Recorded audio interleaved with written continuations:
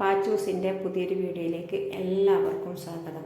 ഞാനിന്ന് കുളിക്കാൻ വേണ്ടി നോക്കുമ്പം പൈപ്പിൽ ഭയങ്കര ചൂടുള്ള വെള്ളം പൊടിയിട്ട് കുടിക്കുക. അപ്പം ഞാനെന്താക്കി ഡയറക്റ്റ് വരുന്ന വെള്ളം എടുക്കുക. നല്ല തണുപ്പുണ്ടാവും, ഫ്രിഡ്ജിൽ നിന്ന് എടുത്ത പോലത്തെ തണുപ്പുണ്ടാവും. അപ്പം അതിലൊന്ന് വെള്ളം എടുത്ത് നല്ല കുളിച്ച് റാത്തായി നിസ്കരിച്ച് ഇനി എങ്ങോട്ടാണ് പോകുന്നതെന്ന് ചോദിച്ചാൽ ടാഗ് പറിച്ചിട്ടില്ല, പുതിയ ഭർത്തിയാണ്. ഉമ്മാനെ കാണിക്കുക ഹോസ്പിറ്റലാണ് പോകുന്നത്.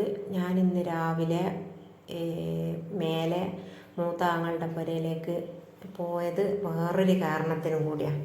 അതായത് ഇന്നലെ രാത്രി ഒരു 1:30 മണിയാരെ അമ്മായി വിളിച്ചിട്ട് എൻ്റെ അടുത്ത് പറയുന്നത്, ഇനിങ്ങ വാ, ഉമ്മാക്ക് തീരെ സുഖമില്ല.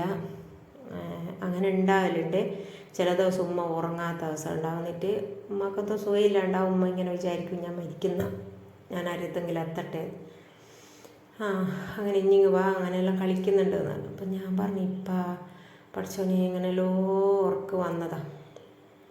AC ഒന്നും ഇടാണ്ട് ഒപ്പിച്ചിട്ട് പിന്നെ AC ഇങ്ങനെ ഇപ്പോൾ ഇട്ടിട്ട് കഴിഞ്ഞ പ്രാവശ്യം 5000 റുപ്യ ബില്ല് വന്ന് അങ്ങനെയല്ലോ ഒന്ന് ഉറക്ക് പറ്റി പിടിക്കുമ്പോൾ വിളിത് വിളിച്ച് പറയുന്നത്.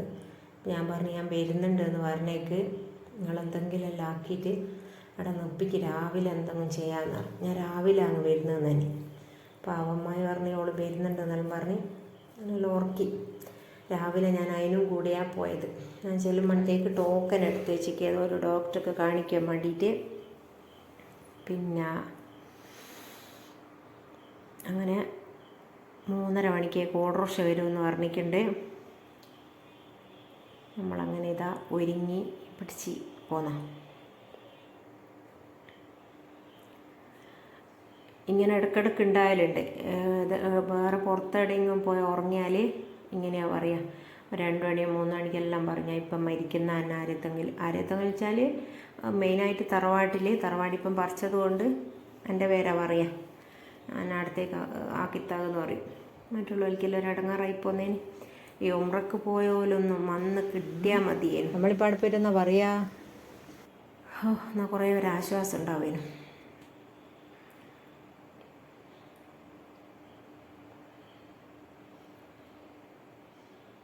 പിന്നെ നോക്കിയാരേനു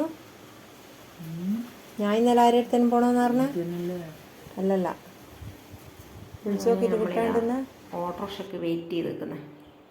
ഇനിയിപ്പോൾ ഡോക്ടറെ എത്തിയാലും ഉമ്മാക്കൊരു 100 വരുത്തുണ്ടാവും പറയാം. പൊതുവേ അങ്ങനെയാണ്. ഒരുപാട് രോഗം ഇങ്ങനെ പറയുന്നുണ്ടാവും. നമ്മൾ വിചാരിക്കും ചെറിയ അടുത്തെല്ലാം ഇതെന്തെന്നായി പറയുന്നത്, ഡോക്ടർക്ക് എന്തെങ്കിലും മനസ്സിലാകുന്നുണ്ടോ. എന്താ ഓട്ടോറിക്ഷ വന്ന്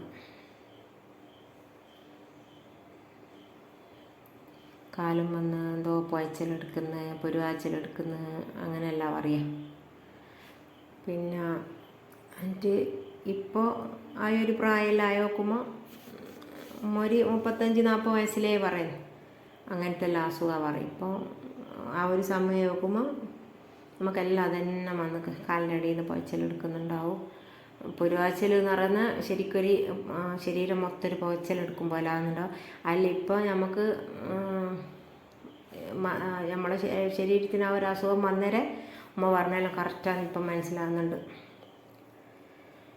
അങ്ങനെ ഇതാ മക്കളെ നമ്മളെ നാദാപുരം ന്യൂക്ലിയസിലെത്തി. അവിടുന്ന് ടോക്കനും കാര്യങ്ങളെല്ലാം പറഞ്ഞു കൊടുത്ത് അവിടെ നമ്മൾ എത്ര സമയത്ത് എത്തിയാലും ഒരു 2 മണിക്കൂർ കഴിഞ്ഞിട്ട് അവർ വിളിക്കും. ടോക്കൻ എത്രയാണെന്നൊന്നും പറഞ്ഞു തരില്ല. ഷിഫ്റ്റ് കൊണ്ടുവരുമെന്ന് അറിയും. നമ്മളിവിടെ ആടെ ഇങ്ങനെ ഇരുന്നിട്ട് ഉറക്കം നോക്കുക. അപ്പോൾ ഈ ഹോസ്പിറ്റലിൽ ഇരുന്നിട്ട് ഉറക്കം തൂക്കുന്ന കസേരയും വന്ന് ഞാൻ ചിലപ്പം താഴെ ഉണ്ടാവും. അങ്ങനെ ഉറക്കം തൂക്കും. എനിക്ക് എന്തെങ്കിലും ഇങ്ങനെ അങ്ങോട്ടും ഇങ്ങോട്ടും നടക്കുമ്പോൾ പോയും ചെയ്താൽ അത്ര പ്രശ്നം ഉണ്ടാവില്ല. എനിക്കിങ്ങനെ ഇരുന്നാൽ പെട്ടെന്ന് ഉറക്കം വരും. ഒന്നാമത്തെന്ന് വെച്ചാൽ ഇപ്പം കുറേ ആയി ഹോസ്പിറ്റലായിട്ട് ഒരു ബന്ധവും ഇല്ലാത്ത. മറ്റ് എല്ലാവർക്കും പ്രസവത്തിനായിക്കോട്ടെ അഡ്മിറ്റ് എന്തിനും ഒപ്പരം പോകുന്നത് ഞാൻ തന്നെ എത്രയോ അഡ്മിറ്റ് ആവുക എല്ലാം ചെയ്തതാണ്. പക്ഷെ ഇപ്പോൾ കുറേ ആയി തോന്നുന്നു ഹോസ്പിറ്റലിൻ്റെ ആ ഭാഗത്തേ പോകാത്ത. അതിൻ്റേതായിട്ട് നല്ലോണം കാണുന്നുണ്ട്. ഉറക്കം വന്ന് എൻ്റെ കണ്ണെന്നെല്ലാം വെള്ളം വരുത്തോടെ. എന്തിന് പറയുന്നു, അവൾ ഷേർട്ട് തന്നിട്ട് പിന്നെ 1/2 മണിക്കൂർ പിന്നെ അവൾ ഇരുത്തിച്ചിക്ക്. അത് കഴിഞ്ഞാൽ നമ്മൾ ഡോക്ടർ റൂമിലേക്ക് പോയി.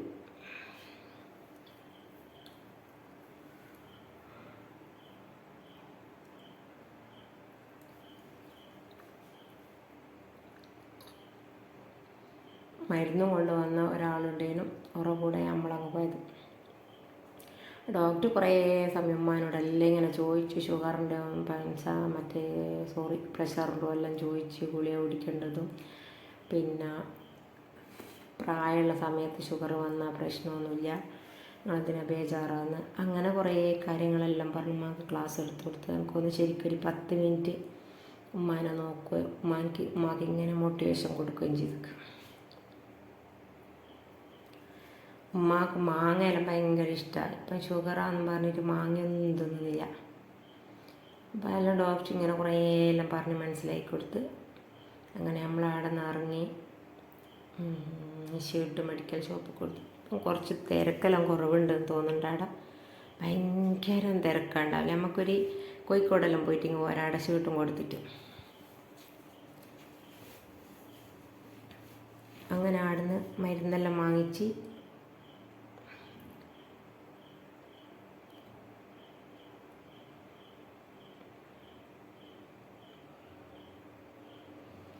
ചെറിയ പൈസേൻ്റെ മരുന്നാണല്ലോ. ഒരു 500 റുപ്യ കൊണ്ട് കാര്യങ്ങളെല്ലാം ഏകദേശം ആയിക്ക്. ന്യൂക്ലിയസ് പോയാൽ 1000-1500 റുപ്യ കണക്ക്. നമ്മൾ പിന്നെ അവിടെ നിന്ന് ഇറങ്ങി അങ്ങോട്ട് പോയ ഓട്ടോറിക്ഷ അവിടെ നിപ്പിച്ചില്ല, ഇങ്ങനെ പറഞ്ഞ ചൂട്ടക്ക്. പിന്നെ നമ്മൾ ഇങ്ങനെ ലോക്കലിൽ വരുന്ന ഓട്ടോറിക്ഷയ്ക്ക് വന്ന് അവിടുന്ന് ജീപ്പിന് വന്ന് അതിലിടക്ക് ഉമ്മാക്ക് വെറ്റിലയും പോയില്ലേ മാണമെന്നു. അത് പിന്നെ അവിടെ ഇറങ്ങിയാലും മാണ്ട വരും. അത് വാങ്ങി, പിന്നെ കുറച്ച് ഫ്രൂട്ട് എന്തെല്ലോ വാങ്ങി. പിന്നെ വരുന്ന വെറ്റിൽ ഉമ്മാൻ്റെ ഒരു അനിയത്തിൻ്റെ അടക്കാരി. അങ്ങനെ നമ്മളിങ്ങ് പോന്ന് ഇവിടെ എത്തിയ പിന്നെ അമ്മായി വിളിക്കുന്നു, ഞങ്ങളുടെ മോള് +2 റിസൾട്ട് വരുന്ന ദിവസമല്ലേ.